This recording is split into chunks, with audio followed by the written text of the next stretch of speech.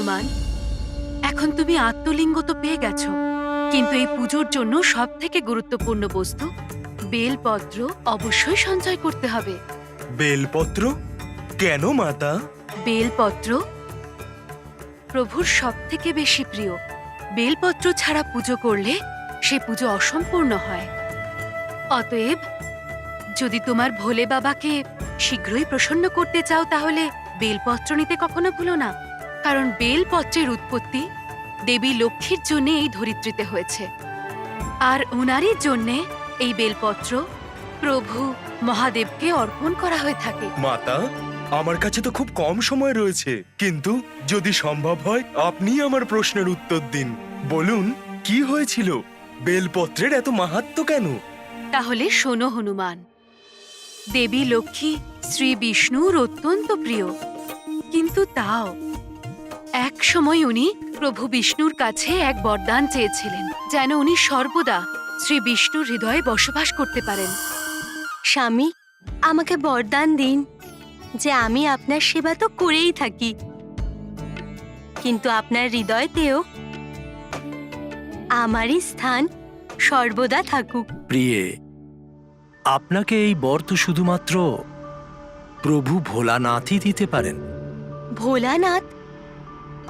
কিন্তু স্বামী, আমি তো আপনার হৃদয়ে থাকতে চাই, তাহলে ভোলানাথের থেকে বরদান কেন চাইব? কারণ অনন্তকাল ধরে আমার হৃদয় তাঁরই ভক্তিতে বিলীন।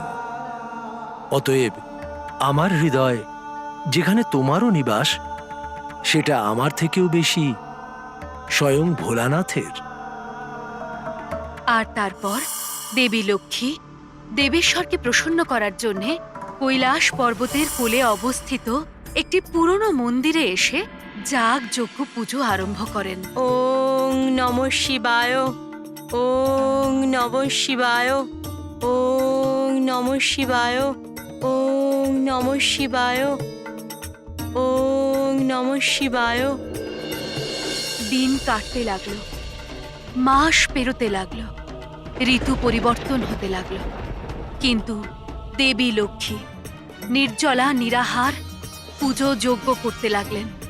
উনি নিজের নিদ্রাও ত্যাগ করেছিলেন।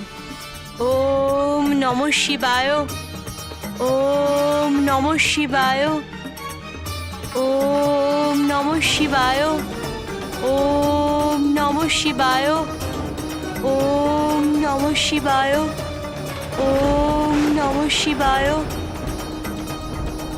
দেবী লক্ষ্মীর এই পুজো সহস্র বছর ধরে চলেছিল, কিন্তু দেবী লক্ষ্মী না ক্লান্ত হয়েছিলেন, না নিজের পুজো থেকে উঠেছিলেন।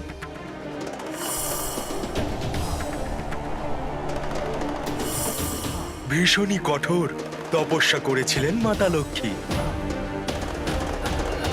তারপর কি হলো মাতা? তারপর হনুমান এই কঠোর তপস্যাকে আরো কঠোর করার জন্য দেবী লক্ষ্মী নিজের অঙ্গ ত্যাগ করে অগ্নিতে আহুতি দিতে লাগলেন।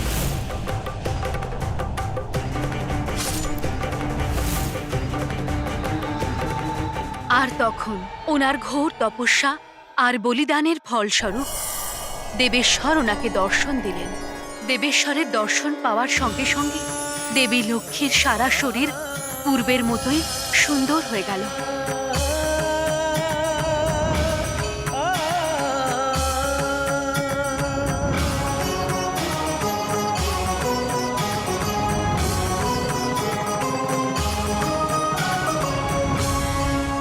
প্রণাম প্রভু। আপনার এই কঠোর তপস্যায় আমি প্রসন্ন হয়েছি দেবী লক্ষ্মী। বলুন, কি বর চান আপনি? আমি শুধু এইটুকু বরদানই চাই যে যতদিন এই সংসার থাকবে আমার শরীরেও প্রাণ থাকবে। আমি সর্বদাই স্বামী শ্রী বিষ্ণুদেবের যেন সেবা করতে পারি, আর ওনার হৃদয়তেও আমারই স্থান থাকুক সর্বদা। তথাস্তু।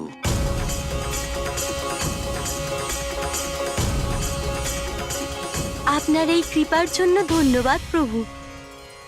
কিন্তু প্রভু, আমি সহস্র বছর ধরে আপনার তপস্যা করতে সফল হয়েছি, কিন্তু একজন সাধারণ নারী কিভাবেই তপস্যা করতে পারে?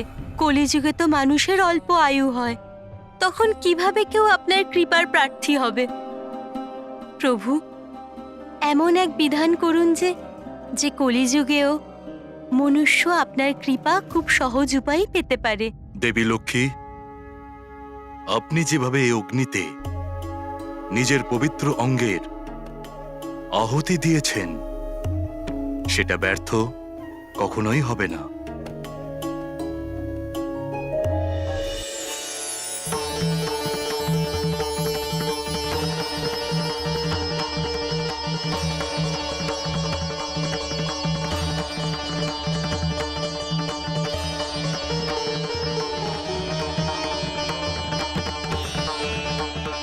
দেবী, আপনি যে বলিদান দিয়েছেন তার সুফল এবার সমগ্র বিশ্ব চরাচর ভোগ করবে। আপনার পবিত্র অঙ্গের আহুতি থেকে উৎপন্ন হওয়া এই পবিত্র বৃক্ষ বেল বৃক্ষ নামে পরিচিত হবে। এর বেলপত্র দ্বারা এবার থেকে যে শিবলিঙ্গে পুজো দেবে, সে আপনার তপস্যার মতনই পুণ্যের অংশীদার হবে। এইভাবেই সেই তখন থেকে আজ পর্যন্ত কোনো শিব পুজো দেবেশ্বরকে বেলপাতা অর্পণ করা ছাড়া সম্পূর্ণ হয় না। তাহলে তো আমি ফেরার সময় সেই পথ থেকেই যাব যেখানে এই বৃক্ষ রয়েছে, সেখান থেকেই আমি বেলপত্র একত্রিত করব। ওই বৃক্ষ তুমি কৈলাস অঞ্চলের একটি ঘন জঙ্গলের মধ্যে পাবে হনুমান। কিন্তু মনে থাকে যেন, ভগবানকে অর্পণ করার জন্যে যে বেলপত্র তুমি খুঁজবে তা যেন 3 পত্রযুক্ত, সুন্দর এবং ছিদ্রবিহীন হয়ে থাকে। মাতা, কিন্তু 3টে পত্রযুক্তই কেন? হনুমান, এটা সমস্ত সৃষ্টি রজগুণ, শতগুণ এবং তমগুণের আধারেই রচিত হয়েছে। রজগুণের দ্বারা ব্রহ্মদেব সৃষ্টি করে থাকেন, শতগুণের দ্বারা প্রভু বিষ্ণু এই সৃষ্টির সঞ্চালনা করেন এবং তমগুণের দ্বারা মহাদেব এই সৃষ্টির সংহার করেন। বেলপত্রের এই 3 পত্রকে এই 3 গুণ এবং ত্রিদেবের প্রতীক মানা হয়। কিন্তু এটাও মাথায় রাখতে হবে যে সূর্যাস্তের পরে বেলপত্রকে স্পর্শ করা যায় না। অবশ্যই মাতা, আমার এটা মনে থাকবে। আর এটাও স্মরণে রেখো হনুমান, যে তুমি যে পথ ধরেই যাও না কেন, যতই বাধা আসুক, কিন্তু আত্মলিঙ্গকে ভূমিস্পর্শ করিও না, অন্যথা এটা সেখানেই স্থাপিত হয়ে যাবে। আমার স্মরণে থাকবে প্রভু। এবার আপনার এই পূজ্য আত্মলিঙ্গ প্রভু শ্রীরামের নেত্রের সামনেই স্থাপিত হবে। প্রভু, আমায় আজ্ঞা করুন। প্রণাম প্রভু, প্রণাম মাতা।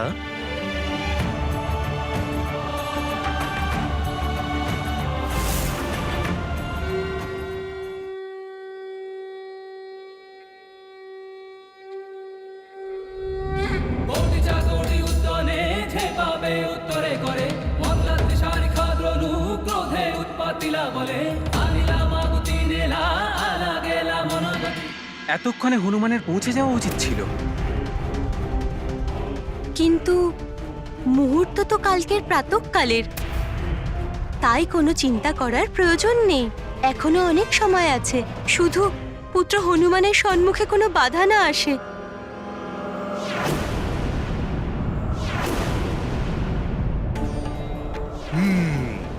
ওই যে বেলবৃক্ষ। 3টে পাতা বিশিষ্ট বেলপাতা এখানেই আছে।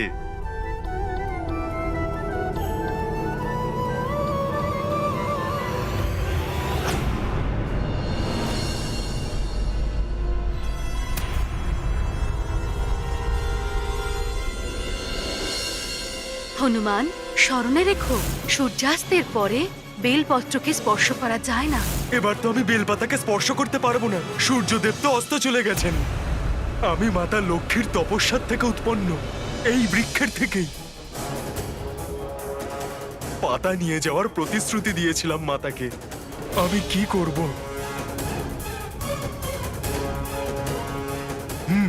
প্রাতঃকাল পর্যন্ত অপেক্ষা করে যাই আমি। সূর্যদেবের প্রথম কিরণ আসার সাথে সাথেই আমি বেলপাতা একত্রিত করে শীঘ্রাতিশীঘ্র প্রভুর কাছে পৌঁছে যাব।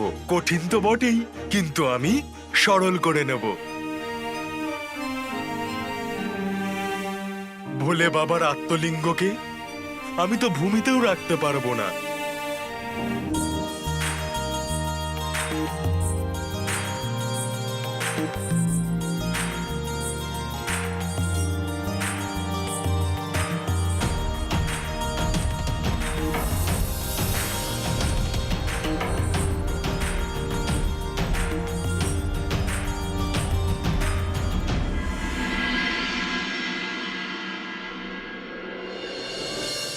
সূর্যদেব তো উদয় হচ্ছেন।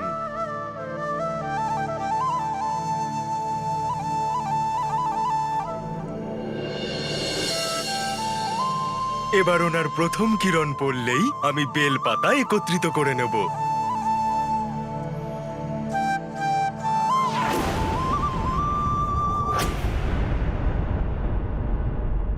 এ কি, চারিদিকে পিঁপড়ে তো, যারা বেলপত্রগুলোকে খেয়ে নিচ্ছে। ভগবানকে অর্পণ করার জন্যে যে বেলপত্র তুমি নেবে তা যেন 3 পত্র বিশিষ্ট, সুন্দর এবং ছিদ্রবিহীন হতে হবে। কিন্তু এখানে তো সব পত্রেই আমি তো ছিদ্র দেখতে পাচ্ছি।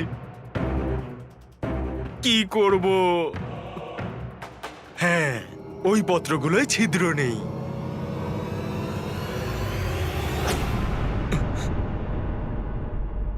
পিঁপড়েগুলো তো এই পাতাগুলোর উপরেও আসছে। সূর্যদেবও উপরে উঠে এসেছেন, কিন্তু এখন তো ভীষণ কম সময় রয়েছে। পাতাও নিতে হবে, কিন্তু তার পূর্বে কিছু একটা করে এই পিঁপড়েগুলোর কোনো ক্ষতি না করে এখান থেকে সরাতে হবে। প্রভু, আমরা অনেক খুঁজেছি, কিন্তু আমরা কোথাও বেলপাতা পাইনি। প্রভু, নল আর নীলকে অন্যদিকে পাঠানো হয়েছে বেলপাতা আনার জন্য। তারা হয়তো সময়ের মধ্যেই বেলপাতা নিয়ে আসবে।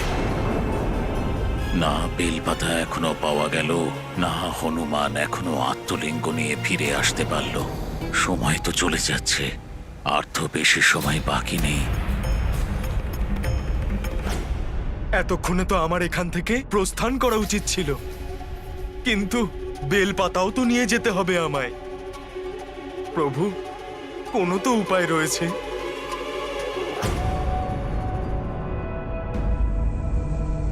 এই মধু,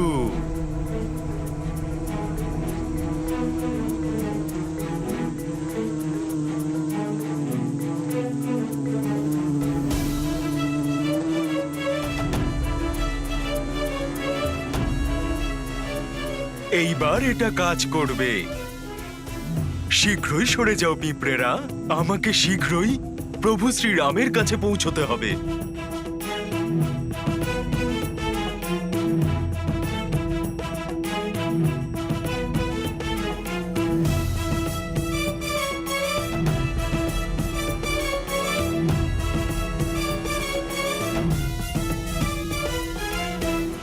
সূর্যোদয় তো অনেকক্ষণ হয়েছে, কিন্তু হনুমানের ফেরার কোনো সম্ভাবনা দেখতে পাচ্ছি না। পুজোর সমস্ত আয়োজন তো হয়ে গেছে, শুধু বেলপাতাই পাওয়া যায়নি এখনো। হনুমানের যদি বিলম্ব হয় তাহলে সময় পেরিয়ে যাবে।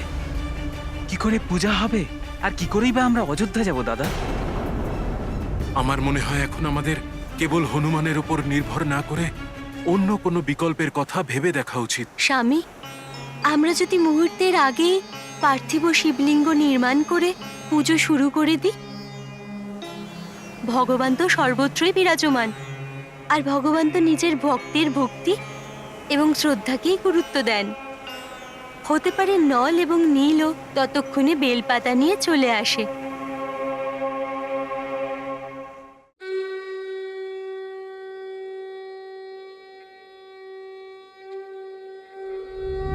কোটি চাকরি উদ্যানে ঝেপাবে উত্তরে করে মন্দার শারিখা দ্রণু ক্রোধে উৎপাতিলা বলে আনিলা মাগুতি নেলা আলা গেলা মনগতি মনাশি ডাকিলে মাগে গতিশী তুলনা নশে রূপী মহারুদ্র বজ্র হনুমান মারুতি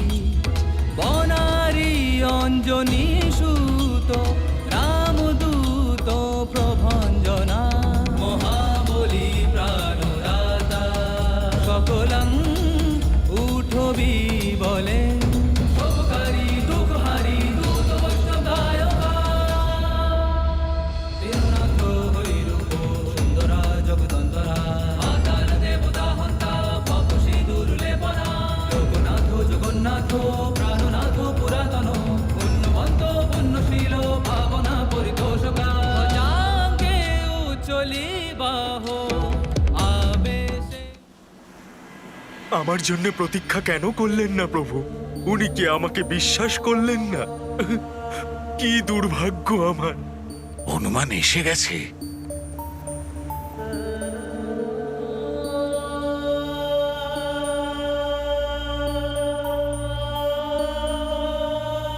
এরকম স্তব্ধ উদাসীনতার ভাব আমি হনুমানের মুখে আজ প্রথমবার দেখলাম। প্রণাম প্রভু। প্রণাম মাতা। আচ্ছা, এতটাই কি দেরি হয়ে গেছে আমার প্রভু যে আপনি স্বয়ং পার্থিব শিবলিঙ্গ তৈরি করে পুজো শুরু করে দিলেন? আপনার হনুমান আপনার এই কার্যে সম্পূর্ণভাবে বিফল হয়ে গেল। ধিক্কার জানাই আমি নিজেকে, ধিক্কার জানাই। মিত্র হনুমান, আমরা তোমার জন্য অনেকক্ষণ অপেক্ষা করেছি, কিন্তু পুজোর সময় চলে যাচ্ছিল, তাই জন্যে প্রভু পার্থিব শিবলিঙ্গ নির্মাণ করে পুজো আরম্ভ করেছেন। তুমি একটুও কষ্ট পেও না হনুমান। আমার তো ওই আত্মলিঙ্গই বেশি প্রিয় যা তুমি নিয়ে এসেছো। আর তাছাড়া তুমি বেলপাতাও তো এনেছো, যা আমরা এখানে কোথাওই পাচ্ছিলাম না। প্রভু, যদি তা সত্য হয় আর আমার নিয়ে আসা আত্মলিঙ্গ অধিক প্রিয় হয়, তাহলে আপনি এই আত্মলিঙ্গ দিয়েই আপনার পুজো সম্পন্ন করুন। হনুমান যে পার্থিব শিবলিঙ্গের স্বয়ং অভিষেক করেছেন প্রভু, আর পূজাবিধি প্রারম্ভ করে ফেলেছেন। এবার তো এই পূজা দ্বারাই এই বিধি সম্পূর্ণ করতে হবে। আমি সেটা জানি ভ্রাতা লক্ষণ, কিন্তু আজ সেটা হলো যার আমি কোনোদিনও কল্পনাও করিনি। রাম কার্যে বিফল হয়ে গেলাম আমি। এটা কিভাবে মেনে নিতে পারি আমি? সেই জন্যে আজ এই ভক্ত তার প্রভুর কাছে অনুরোধ করছে, আমার উপহারকে স্বীকার করতেই হবে আপনাকে।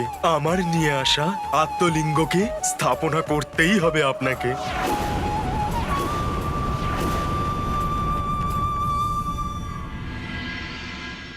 আর প্রভু, যদি আপনি আমার এই অনুরোধের মান রাখতে চান, তাহলে আমার নিয়ে আসা এই আত্মলিঙ্গেরও এখানে কোনো মাহাত্ম্য নেই। তাহলে তো এটাই সঠিক হবে, আমি এক্ষুনি গিয়ে প্রভু মহাদেবকে তার আত্মলিঙ্গ ফিরিয়ে দিয়ে আসি।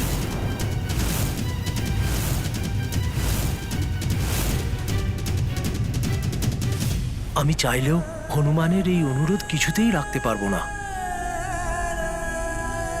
অন্তত আমি প্রভুর এইটুকু কাজে তো আসতে পেরেছি যে ওনার পুজোর জন্য বেলপাতা নিয়ে এসেছি।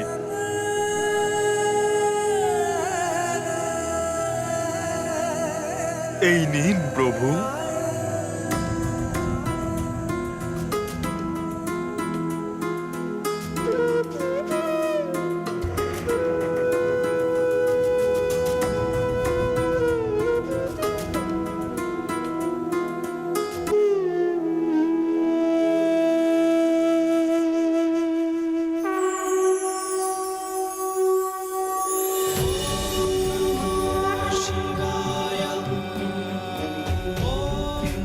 প্রণাম ভোলানাথ।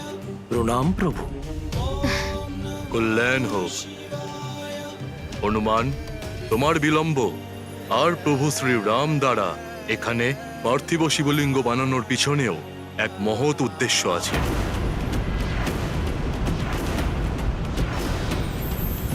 প্রভু, ভক্তের বিফলতার পিছনে এমন কি উদ্দেশ্য থাকতে পারে? ভক্ত আর ভগবান দুজনের হাতে দুটি পৃথক লিঙ্গ একসাথে স্থাপিত হওয়ার উদ্দেশ্য আছে হনুমান। সুতরাং তুমি ব্যর্থ নও, সফল হয়েছ। ভক্ত প্রভুর ভক্তি তো করেই থাকে, কিন্তু সে নিজের প্রভুর কাছে জেদ করার অধিকারও বজায় রাখে। সেই জন্য আজ এখানে ভক্ত আর ভগবান দুজনেই লিঙ্গ স্থাপন করবে।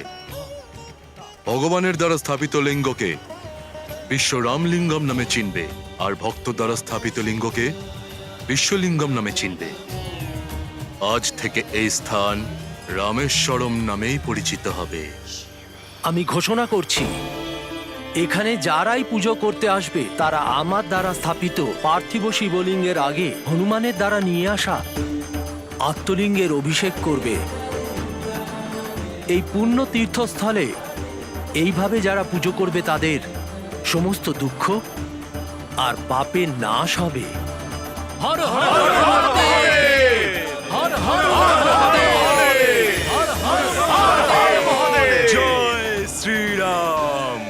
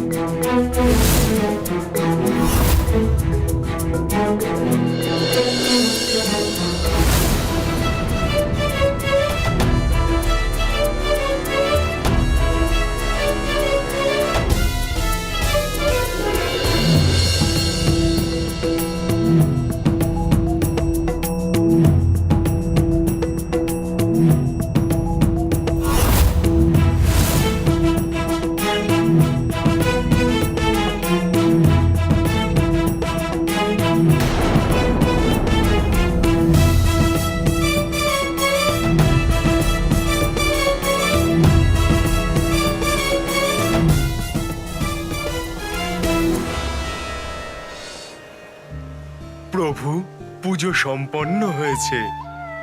এবার আমাদের এখান থেকে প্রস্থান করা উচিত। হ্যাঁ স্বামী, এখন আমাদের একটুও বিলম্ব করা উচিত না, কারণ আপনারই মতো আপনার অনুজ ভ্রাতা ভরত সর্বদা রঘুকুলের নিয়ম অনুসারে প্রাণ যাক, প্রতিজ্ঞা না ভঙ্গ হোক, এই রীতিটা নিজের প্রাণ বলিদান দিয়েও করবে।